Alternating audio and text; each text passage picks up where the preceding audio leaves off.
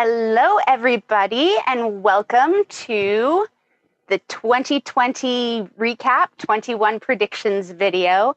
I am really excited about this video, and I really want to encourage you to ask your questions in the comments below on the YouTube page. And I will try and get to everyone's questions. I do have help here, so we will make sure to see all of the questions that you post. And I would love to answer the questions that are burning in your mind.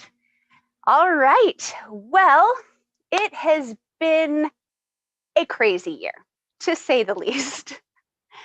So I know it has been a really rough year for a lot of people out there, and my heart goes out to you. And I know there's a lot of people struggling out there right now, and I'm wish there was more that I could do personally. And I know it's been a rough one, but we are going to focus on the real estate side of things. Of course, the pandemic will play into that a little bit, but it's been a really interesting year in real estate. So I'll go ahead and start with Q1. So Q1 started out really strong. It looked like it was going to be just an insanely strong year for real estate. There was a lot of inventory coming on the market, and buyer activity was picking up sooner than usual. And then March 25th hit, and real estate was deemed non-essential at that time. So that only lasted for a couple days, but there were 3 days where no real estate services could happen in person at all. On March 28th, they opened it up to some in-person real estate activities, but only 2 people on a property at a time, including the broker. So that was a pretty big challenge as a real estate agent, because a lot of times you're shopping for a home with a couple or a family, and to only be able to take one person through at a time and have them talking to their spouse on the phone while the spouse stands outside was an interesting experience, but we did make it through. It was a little bit of adapting, but we made it. And that brings us right into Q2. So Q2, we started out pretty much at a dead stop. And usually this is the time of year when we see the majority of our listings come to the market. We start to see a lot of buyer activity out there, and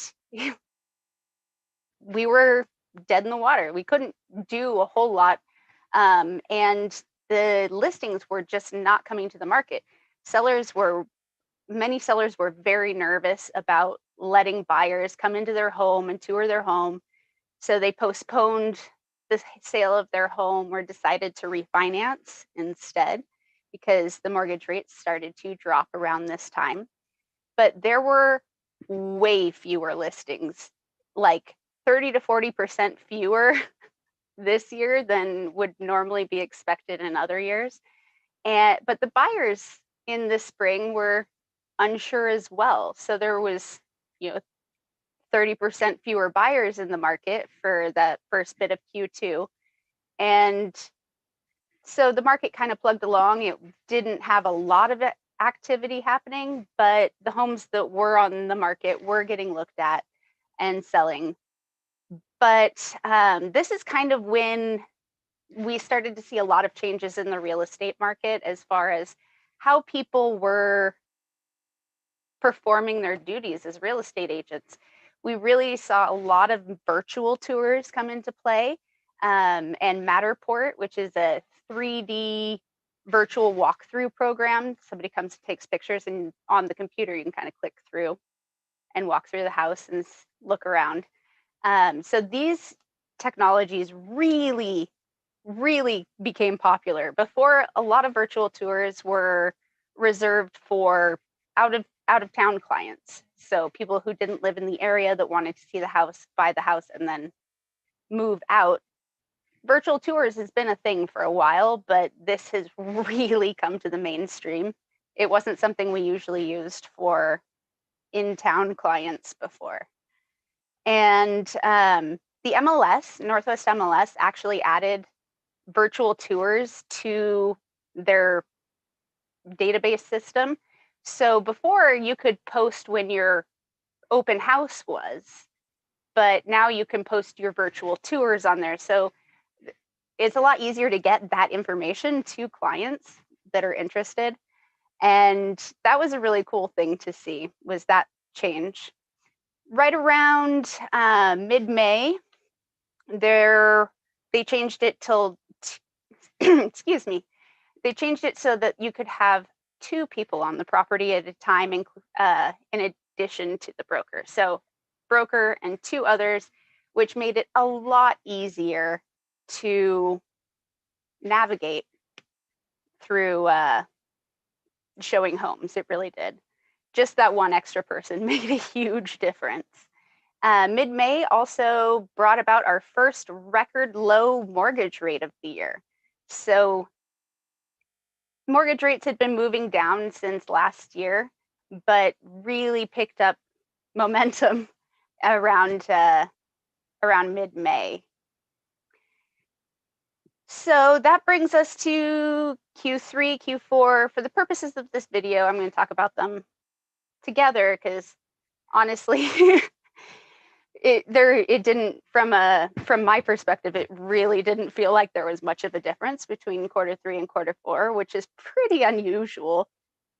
Early October, open houses were allowed again. I was kind of surprised that they had that change, but there were a lot of restrictions on the open houses. You had restrictions on numbers of people inside, the social distancing restrictions, and I was just surprised to see open houses come back so soon, but that didn't last forever. In mid-November, they were suspended again as the COVID cases started to rise.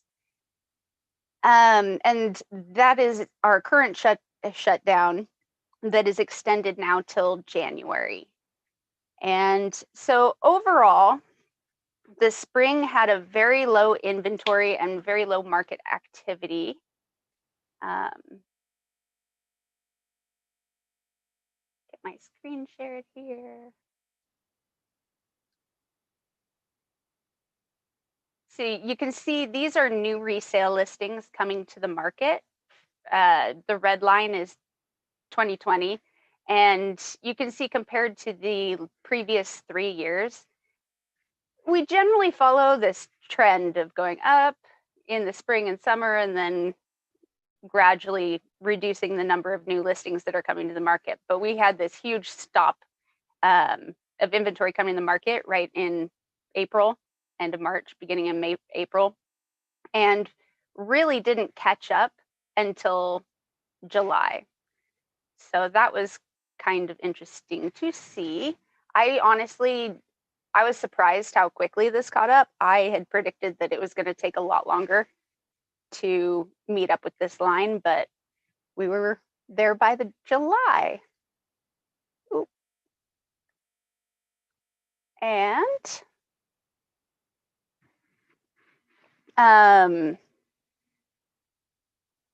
so more homes came to the market during Q3, Q4 than usually come to the market that time of year. Like a lot more came to the market that time of year. However, buyer activity had exploded. One of the biggest things out of 2020 that I feel is one of the biggest takeaways is the definition, the meaning, the value of home has changed to people. Home means something different to people now than it did a year ago. And people are understanding that they're going to have to spend a lot more time in their homes and possibly work from home, need more spaces there. So they're just finding that they're using their homes differently than they did in the past, and it really has a different meaning to them than it did a year ago.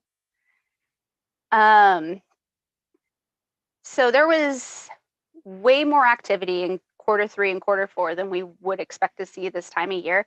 Every new listing that came to the market had eyes on it right away. It was crazy how fast things were going and how the competition level increased so dramatically.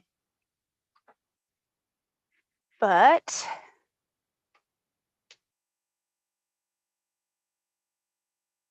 yeah, so where'd my mouse go? There. And yeah, so basically we had more listings coming to the market, but not enough to satisfy all that buyer demand. So these buyers are competing over the same homes and multiple offer situations. They're waiving contingencies, doing pre-inspections so that they can waive their inspection contingency, basically just putting their money and at risk, putting their earnest money at risk by going forward with some of these transactions and waiving the contingencies that would generally protect them in a balanced market. But they had to do so to get the attention of the sellers because, I mean, I've had some offers that we lost, but there were 17 offers on one of these houses, and that's nuts to have 17 offers on a single house. But I'm going to go ahead and share my screen again. So that right now, these are our current restrictions for real estate. And these are recently extended till January 11th. On December 8th, Governor Inslee put these restrictions into place. No more in-person open houses. Brokers must work from home when possible, and real estate offices are closed and limited to 25% capacity. So, on top of that, face coverings are required. No more than 5 people in a home in addition to the broker. So 6 people total can be in a home at a single time right now, as long as they can maintain the 6-foot distancing.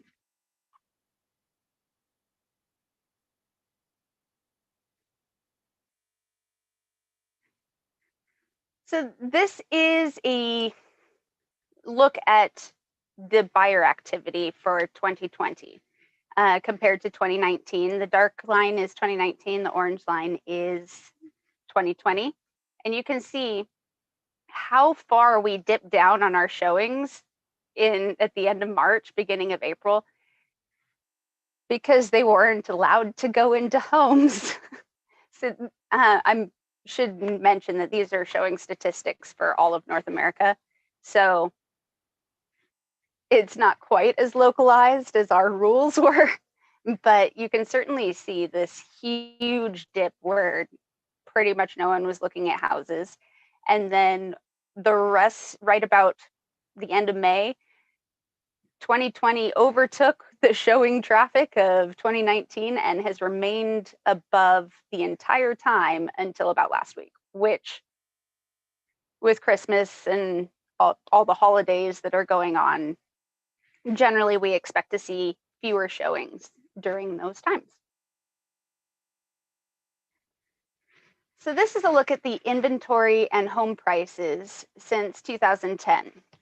And green is home prices, orange is inventory, and you can see this whole supply and demand thing play out pretty well here. And we just don't have enough homes for everyone, so the home prices are continuing to rise. And hopefully we can get some more inventory in the market next year, but I really don't think we'll see any relief from this until at least spring. So home values, as I mentioned, did increase a lot over 2020. On average, the year-over-year homeowner equity gains for Washington was $36,000. So the average homeowner gained $36,000 in equity in their home, which is one of the top 3 states across the nation. We're actually the top state, but only 2 of them even came close. So this is good to see our sustained equity. And another thing that happened in 2020 was this forbearance that was offered. People who may not have been able to pay their mortgage were given the option of taking a forbearance, meaning that they could postpone some of their payments and then pay them back in a lump sum at the end, basically, at the end of the forbearance period. But so initially they thought 30% of the mortgages were going to take this option. The actual peak was about 8.6% of mortgages, and currently we're at 5.5%. But you can see this graph over here, the forbearance extended and removed while forbearance removed while performing are the highest. But forbearance removed while performing and paid off the mortgage, this is the majority. If you add these two together, that's the majority of these columns. And the fact that 48% of the people have already come off of forbearance in a full capacity is pretty amazing. And really, the active forbearance, original term, and expired delinquent in loss mitigation, those people will be able to work through the struggles that, or many of them will be able to work through the struggles that they're experiencing right now. The ones we need to worry about are the expired and delinquent over here. These are the homes that are most likely to go into foreclosure, but you can see that is, as a percentage, is not very many. 116,000 out of 6.5 million families. It's not bad. So mortgage rates. This is from December 24th. Mortgage rates dropped to 2.66%, which was our 16th record low of the year. Let me take a moment for that to sink in. 16 record lows this year for mortgage rates. We just keep ticking them down, tick down, tick down. So this is just mind-blowing to me that we've hit it 16 times now. And this will bring us into our 21 forecast. Mortgage rates are expected to stay low for at least the next couple years. They may tick up a little bit. They're thinking probably halfway through next year, but overall they're going to remain very, very historically low for quite some time until our economy recovers. And the Fed is planning to keep the mortgage rate near zero. This article came out mid-December, but the Federal Reserve has said they're going to continue the near zero rate through at least 2023.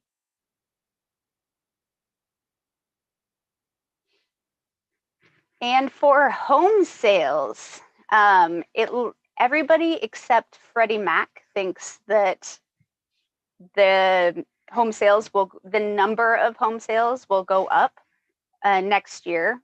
And National Association of Realtors and Master Builders Association think it'll go up quite significantly compared to Fannie Mae and Freddie Mac. But that makes sense because Fannie Mae and Freddie Mac are generally a little more conservative on their forecasts than Master Builders and National Association of Realtors. And as far as home prices, Fannie Mae, like everybody, all of these four entities think that home prices will rise. We have a question. Oh, I have a question. Lisa is wondering why there are so many extra buyers this year. So I kind of touched on this a little bit about home meaning something different, but this is kind of a localized question. In Seattle, people are actually moving away from Seattle in general, and there are more listings available in Seattle than in the suburbs. But since people are being able to work remotely, having to spend more time at home with their families, teaching, and just working through their daily life from their home. They're wanting more space and they're moving out to the suburbs. Or moving to places that have a larger yard or more bedrooms so you can have an office and a study room and all these separate rooms. So there's a lot of trends happening right now away from the open concept to more compartmentalized homes. But people are finding that their homes aren't satisfying the needs that they once did. So they're looking for a new home that does satisfy those needs. Do you think prices are going to continue to go up next year, even with the looming economic recession? Yeah, I think that's my next slide. Yeah. So these are the home price changes during the last 6 recessions. And you can see that the only one that had a significant decrease in home price was 2008. And 2008, the whole reason for that recession was the housing market crash, and this predatory loan the predatory loan programs that were happening. And there's a lot more regulations in place as far as loans to try and prevent 2008 from happening again. But you can see that 4 out of the past 6 recessions, including 2020, we've actually raised on home values throughout the recession, which honestly, when I first saw this stat, I was pretty surprised. But there's the economy is very multifaceted, and just because the stock market isn't doing well doesn't mean the housing market isn't doing well. So this is kind of an interesting thing to see, that not a recession doesn't necessarily mean that home values are going to go down. And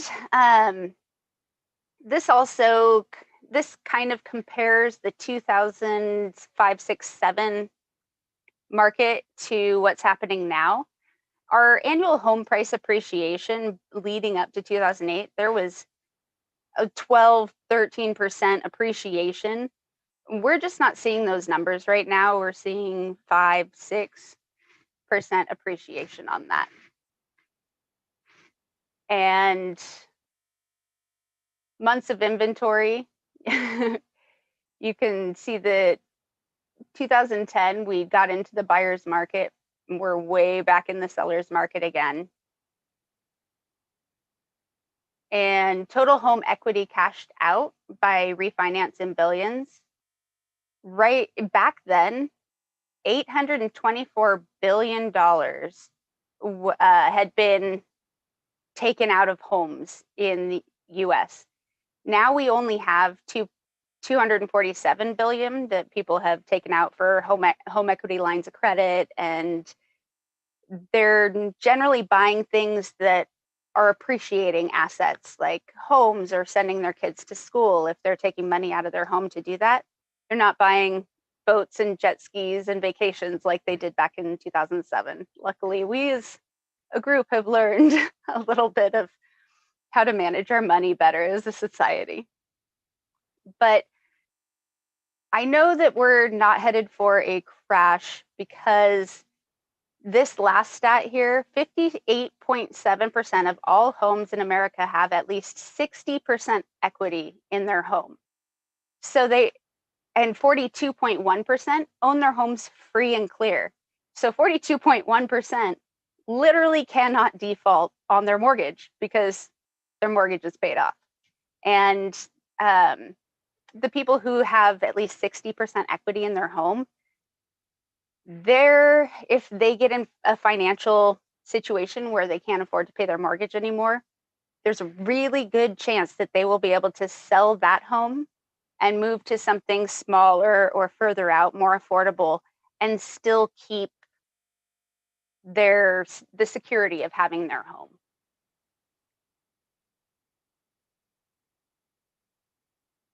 And lastly, I just want to touch on a couple news articles that came out in the last couple weeks. This one came out yesterday, and Seattle home prices keep rising at second fastest pace in America. This is after Phoenix, and you can see the national average since 2015. The Seattle area has well surpassed the national average on home price growth. And I know that we've had a lot of businesses move to the area, a lot of people moving to the area. And I think it's just I think this part of it is just what a nice place Washington is to live. And people are finding that out and moving here. And US home contract signings at record levels in November. So pending sales fell 2.6% in November from October. But contract signings are up 16.4% of where they were this time last year. So this is just showing that activity level is just really extreme for this time of year.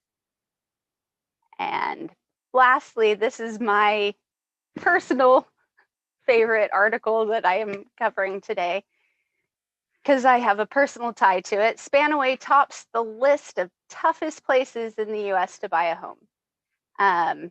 Spanaway in the United States is the hardest place to buy a home. I had a couple that I was working with a few months ago, and we felt that.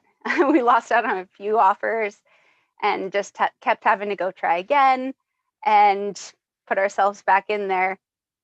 But eventually we got them into a home. They're all closed and moved in and settled now, so that's nice. But it really felt like I don't know, it was just so intense on that market, and I was surprised because it's not how Spanaway's been in the past. But Spanaway jumped 36% on the number of homes sold this year compared to last year, and 21% increase on prices. So that